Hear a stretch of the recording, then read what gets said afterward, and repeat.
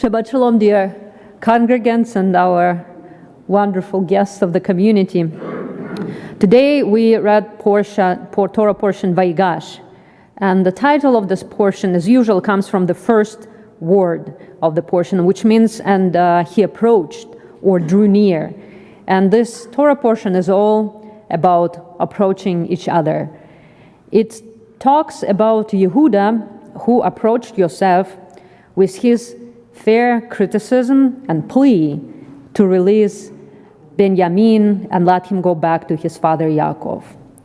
This speech of Yehuda, where he recounts all previous communications with Yosef, is truly remarkable, truly, because it is the longest personal monologue in the entire book of Bereshit or Genesis. Nobody else did that before. He talks from his heart to Yosef in a rather polite manner, but still fearlessly, given that he doesn't know that this mighty Egyptian ruler standing in front of him is his younger brother. He talks directly and openly, which I truly admire, because from my experience, most of the interpersonal problems and conflicts stem from the disability to simply talk to each other. I believe that there would be much fewer problems in the world if we all could approach each other, just talk patiently, with respect, and most importantly, listen to one another. And Yosef listens. When Yehuda says the words, "Please let your servant remain as a slave to my Lord instead of the boy, and let the boy go back with his brothers. For how can I go back to my father unless the boy is with me? Let me not be witness to the woe that would overtake my father." When Yosef hears these words, he cannot control himself any longer. He bursts into tears and opens up to his brothers, saying, "I am Yosef. Is my father still well?" Why do these particular words of Yehuda have such a deep impact on Yosef? I think it's because he heard something that he wished to hear for all this year after his brothers sold him into slavery. Yehuda expresses a sincere care for his father.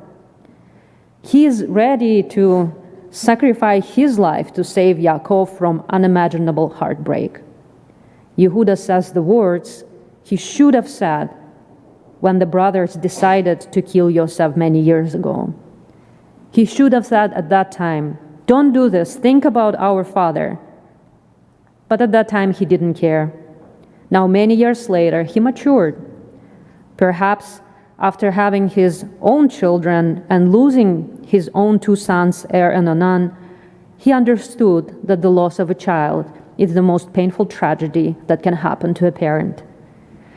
Seeing how Yehuda had changed and how he puts the well-being of his father Yaakov and brother Benjamin before his own, Yosef can finally trust his family again. Notice how he too first asked about his father. "I am Yosef. Is my father still well?" And only when his brothers are too shocked to say anything does he remind them, "I am your brother Yosef, he whom you sold into Egypt."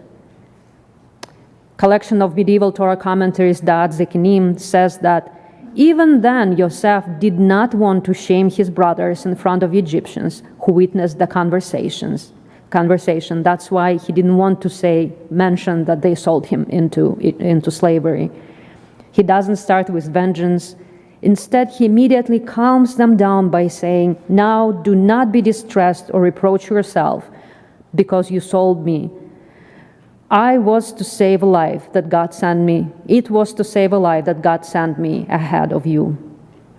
So why is that so remarkable? I have to say there will be a lot of whys in this sermon. So why is that remarkable? Not only because Yehuda approaches Yosef and speaks openly, but because Yosef responds with an act of true forgiveness, something that never happened in the Torah before. In the family of our foreparents, Abraham and Sarah, we saw multiple conflicts between siblings and other relatives, but never before we witnessed true reconciliation. Yitzhak never engaged in a meaningful conversation with Ishmael. Yaakov never made true peace with Esau. And Rachel and Leah never became truly loving sisters to each other. It's only now we see a sincere forgiveness. That is something new in our mostly dysfunctional family. Through generations from Abraham and Sarah, we finally learned something. And why is that important? This week we are approaching the end of the book of Bereshit. Next week will be the last portion. So far we read several stories about our ancestors, and one way to look at those stories is to see them as like instruction or source of wisdom. Learn from their characters about what we should do and should not do. But this is more than just a collection of tales from ancient times. All the stories are connected to each other in one big legend, where each part is not possible without the previous one. So let's recap. How did Joseph end up in Egypt?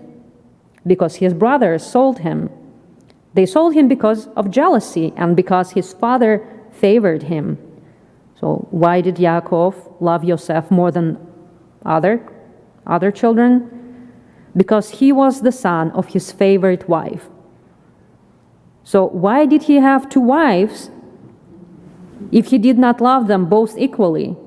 That's because he was tricked by Lavan, and he was in the house of Lavan because he ran away from his brother Esau. Why? Because he tricked Esau and got the blessing of the firstborn.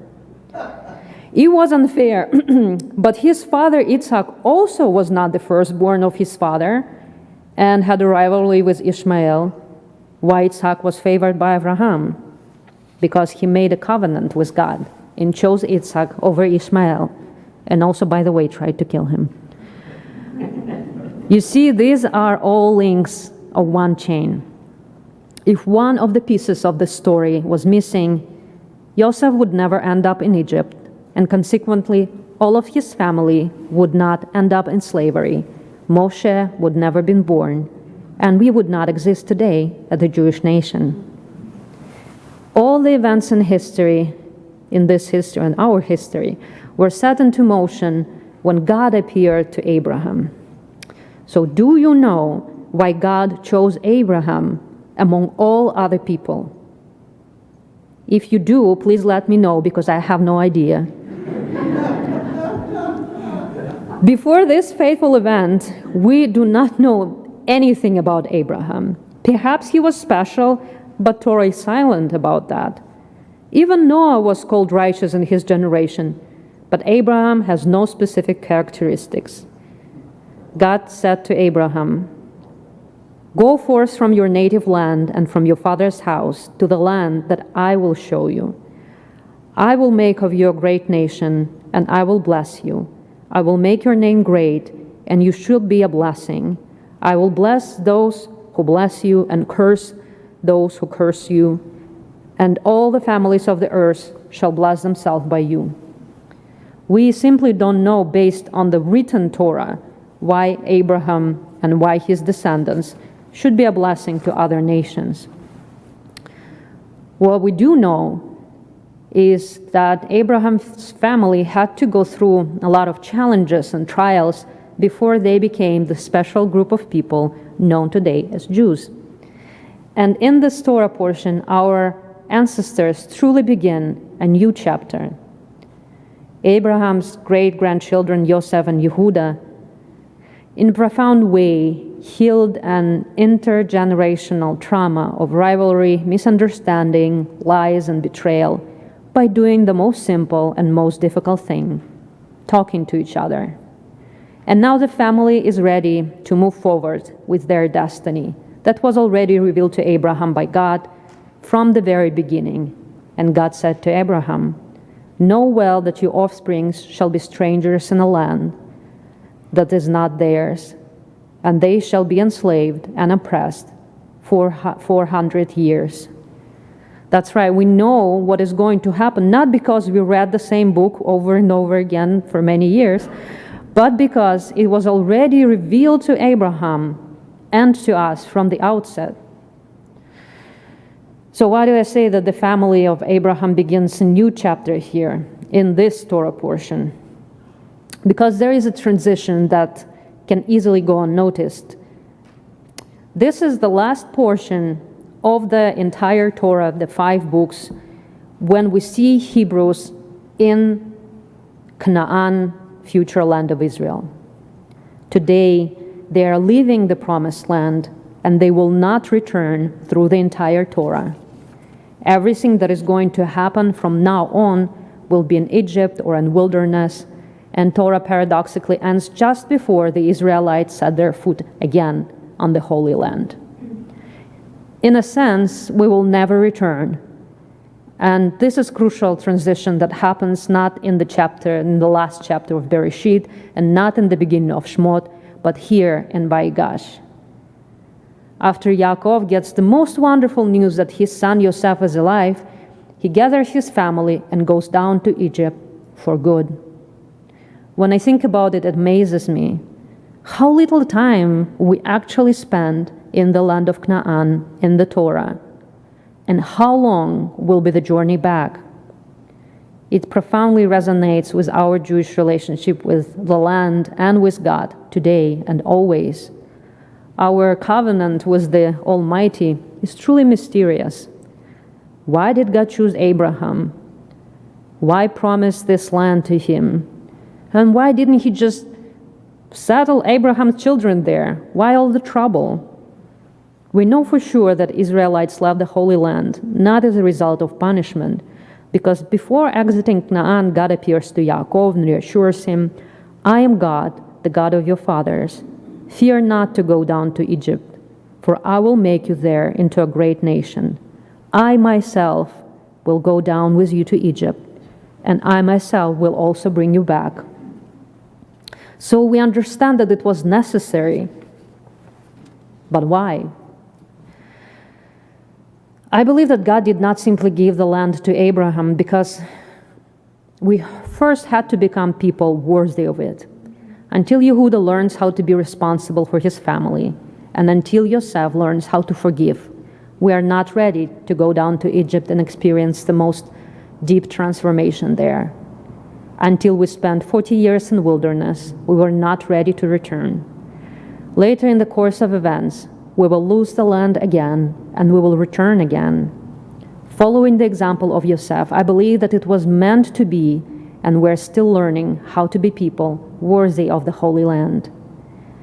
Today, we're again deeply worried about the condition of the state of Israel, knowing too well, unfortunately, that we might lose it again, because that is the nature of our covenant, our pact, agreement with God. We are his people. He is our God for whatever it takes. For me, the story of Yosef is a fundamental source of emotional and spiritual strength. He is so steadfast in his faith that everything that happened to him was meant to be this way, and that gives me comfort in our turbulent times. He never complains, never hear him crying. He accepts what comes to his life, and he accepts his destiny. We have to keep going, repairing the traumas of previous generations, and learning how to be more forgiving, more loving, and more just. You all know very well that the war in Israel began when we were fighting against each other. The tragic rift in the Jewish society in Israel and across the globe led to another tragedy, and now we have to fix that. We have to be worthy of our promised land. And this Torah portion tells us that the most important, easiest, and hardest thing that we need to do is to talk and to listen to each other. I hope we all can learn from the relationship between Yosef and Yehuda, and then the promise will be fulfilled. I am God, the God of your fathers. Fear not. I myself will go down with you, and I myself will also bring you back. Thank you so much. Let us say Amen. And Shabbat Shalom.